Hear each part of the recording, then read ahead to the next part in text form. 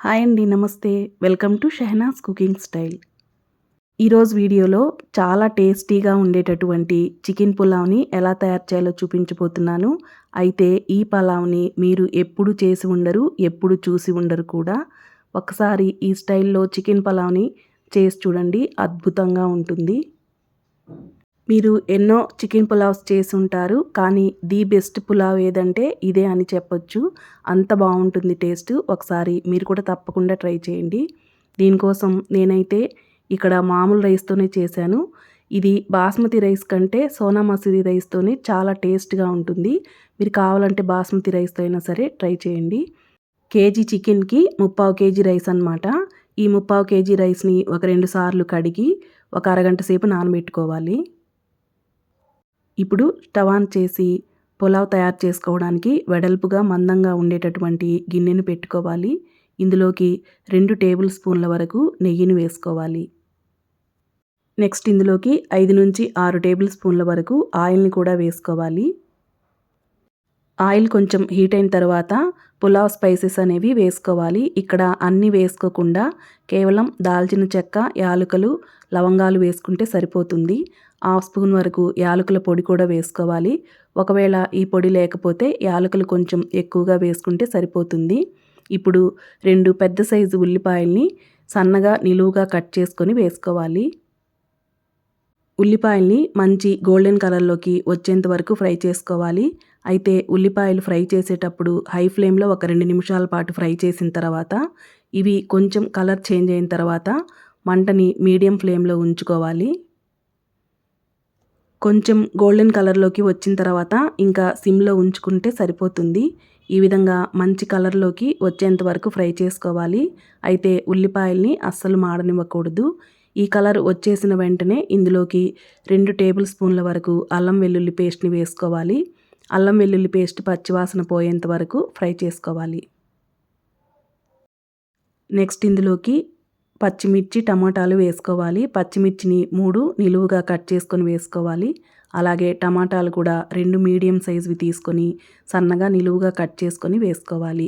టమాటాలు బాగా మెత్తగా అయ్యేంత వరకు వీటిని ఫ్రై చేసుకోవాలి. ఇలా ఫ్రై చేసుకుంటే సరిపోతుంది. ఇప్పుడు ఇందులోకి పచ్చి కొబ్బరిని పేస్ట్ చేసుకొని వేసుకోవాలి. అయితే అల్లం వెల్లుల్లి పేస్ట్ 2 స్పూన్లు వేసాం కాబట్టి ఈ పచ్చి కొబ్బరి పేస్ట్ అనేది 4 స్పూన్ల వరకు వేసుకోవాలి. ఇది వేయడం వల్ల పులావ్ టేస్ట్ అనేది చాలా బాగుంటుంది. అందువల్ల స్కిప్ చేయకుండా ఈ కొబ్బరి పేస్ట్ అనేది వేసుకోండి. ఇది వేసుకున్న తర్వాత అడుగంటకుండా కలుపుకుంటూ ఫ్రై చేసుకోవాలి ఒక 2 నిమిషాల పాటు. నెక్స్ట్ ఇందులోకి 1 టేబుల్ స్పూన్ వరకు ధనియాల పొడి వేసుకోవాలి. దీంతో పాటే 1/2 టేబుల్ స్పూన్ వరకు గరం మసాలా పొడి కూడా వేసుకోవాలి. ఇవి వేసుకున్న తర్వాత ఒకసారి కలుపుకోవాలి. నెక్స్ట్ ఇప్పుడు 4 స్పూన్ల వరకు పెరుగు కూడా వేసుకోవాలి. పెరుగు వేసేటప్పుడు స్టవ్ని సిమ్లో ఉంచుకొని వేసుకుంటే పెరుగు అనేది విరిగిపోకుండా ఉంటుంది. పెరుగు వేసిన తర్వాత ఈ పెరుగు మొత్తము చక్కగా ఈ మసాలాలోకి కలిసిపోయేదాకా బాగా కలుపుకోవాలి. ఒక 2 నిమిషాల పాటు కలుపుకుంటే సరిపోతుంది. ఈ పెరుగంతా బాగా మిక్స్ అయిపోయిన తర్వాత ఇందులోకి 1 గుప్పెడు వరకు పుదీనా ఆకుల్ని శుభ్రంగా కడిగి వేసుకోవాలి. తర్వాత ఇందులోనే కొత్తిమీరను కూడా వేసుకోవాలి. చివర్లో కొత్తిమీర వేసుకుంటాం కాబట్టి సగం కొత్తిమీర ఇక్కడ వేసుకోవాలి ఫస్ట్. ఇప్పుడు వీటిని వేసుకున్న తర్వాత ఒకసారి మిక్స్ చేసుకోవాలి. నెక్స్ట్ ఇందులోకి శుభ్రంగా కడిగినటువంటి చికెన్ని 1 కేజీ వరకు వేసుకోవాలి. పులావ్ కాబట్టి చికెన్ ముక్కలు కొంచెం పెద్దవిగా ఉంటే బాగుంటుంది. చికెన్ అనేది సాఫ్ట్గా, జ్యూసీగా త్వరగా ఉడకాలంటే చికెన్ తెచ్చుకున్న వెంటనే శుభ్రం చేసేసి ఒక అరగంట లేదా గంట పాటు డీప్ ఫ్రిడ్జ్లో ఉంచుకోవాలి. ఇలా చేయడం వల్ల చికెన్ అనేది చాలా సాఫ్ట్గా ఉడికిపోతుంది. మనము అప్పటికప్పుడు తెచ్చుకొని చేస్తే చికెన్ ముక్క అనేది రబ్బర్ లాగా కొంచెం గట్టిగా ఉంటుంది కాబట్టి ఈ టిప్ అనేది చాలా బాగా యూజ్ అవుతుంది. చికెన్ వేసిన వెంటనే ఇందులోకి రుచికి తగినంత ఉప్పు, కారం వేసుకోవాలి. కారం వేసేటప్పుడు స్పైసీకి తగినంత కారం వేసుకున్న తర్వాత 1 స్పూను కాశ్మీరీ కారం కూడా వేసుకుంటే పులావ్కి మంచి కలర్ అనేది వస్తుంది. ఇప్పుడు ఇవన్నీ వేసుకున్నాక బాగా కలిపేసుకొని మూత పెట్టి చికెన్ని ఉడికించుకోవాలి. ఈ చికెన్ ఉడికేలోపు ఒక మిక్సీ జార్ తీసుకొని ఇందులోకి 10 నుంచి 15 వరకు జీడిపప్పు వేసుకోవాలి. ఇందులోనే ఒక చిన్న టీ గ్లాస్ నిండుగా పాలు వేసుకొని వీటిని మెత్తటి పేస్ట్ లాగా తయారు చేసి పెట్టుకోవాలి. ఇది వేయడం వల్ల పులావ్ టేస్ట్ అనేది నెక్స్ట్ లెవెల్లో ఉంటుంది. ఈలోపు చికెన్లోంచి నీరు అనేది ఊరి చికెన్ అనేది కొంచెం ఉడుకుంటుంది. ఇలా చికెన్ కొద్దిగా ఉడికిన తర్వాత ఇందులోకి మనం తయారు చేసుకున్నటువంటి జీడిపప్పు పేస్ట్ని వేసుకొని దీనంతటిని బాగా కలుపుకోవాలి.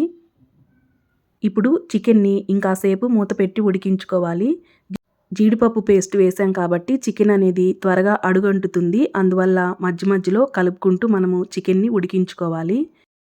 చికెన్ మొత్తం ఉడికిపోయి ఇలా పేస్ట్ అంతా బాగా దగ్గర పడి ఆయిల్ సపరేట్ అయిపోయిన తర్వాత మనం ఇందులోంచి సగం చికెన్ ముక్కల్ని తీసి ఒక ప్లేట్లోకి పెట్టుకోవాలి. పులావ్లో ఏంటంటే మనకి రైస్ ఫ్లేవర్ అనేది బాగుంటుంది. అయితే చికెన్ ముక్క అనేది చప్పబడిపోతుంది కాబట్టి ఇక్కడ మనము సగం చికెన్ని తీసి పక్కన పెట్టుకున్నాము. ఇలా అవసరం లేదు అనుకుంటే చికెన్ మొత్తాన్ని ఉంచేసి ఎసురికి నీళ్లు పోసుకుంటే సరిపోతుంది. ఇక్కడ ఒక గ్లాస్ రైస్కి 1.25 గ్లాస్ చొప్పున నీళ్ళు అనేది పడతాయి. ఇలా నీళ్లు వేసుకున్న తర్వాత ఇందులోకి సాల్ట్ సరిపోయిందో లేదో చెక్ చేసుకొని అవసరమైతే మరలా వేసుకోవాలి.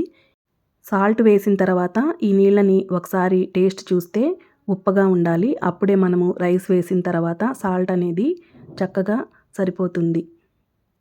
ఇప్పుడు నీళ్లు బాగా మరిగిన తర్వాత ఇందులోకి మనం నానబెట్టుకున్నటువంటి రైస్లో నుంచి నీళ్ళన్నీ వడకట్టేసుకొని ఈ రైస్ని ఇందులో వేసుకొని ఒకసారి కలిపేసుకొని మూత పెట్టి హై ఫ్లేమ్లో ఒక 2 నిమిషాల పాటు ఉడికించుకోవాలి.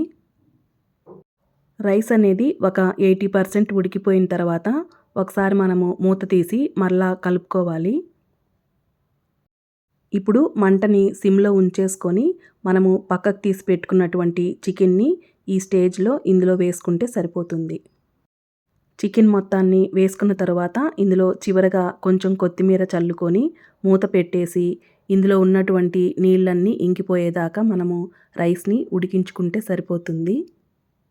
పులావ్ రెడీ అయిపోయిన తర్వాత స్టవ్ ఆఫ్ చేసేసి ఇందులో వేసినటువంటి చికెన్ ముక్కల్ని ఒకసారి కలిపేసుకుంటే సరిపోతుంది. కలిపేసిన తర్వాత ఒక 5 నిమిషాలు మూత పెట్టేసి ఇలాగే ఉంచేసిన తర్వాత ఇంకా వేడివేడిగా ఈ పులావ్ని సర్వ్ చేసేసుకోవడమే అండి. మీరు కూడా ది బెస్ట్ పులావ్ని రుచి చూడాలనుకుంటే ఈ విధంగా ఒకసారి తప్పకుండా ట్రై చేయండి. చాలా బాగుంటుంది. సో ఇదండి ఇవాల్టి వీడియో. ఈ వీడియో మీకు నచ్చితే లైక్ చేయండి. నా ఛానల్ని ఫస్ట్ టైం ఎవరైనా చూస్తుంటే తప్పకుండా సబ్స్క్రైబ్ చేసుకోండి. మరొక మంచి వీడియోతో మళ్ళీ కలుద్దాం. Thanks for watching. బాయ్.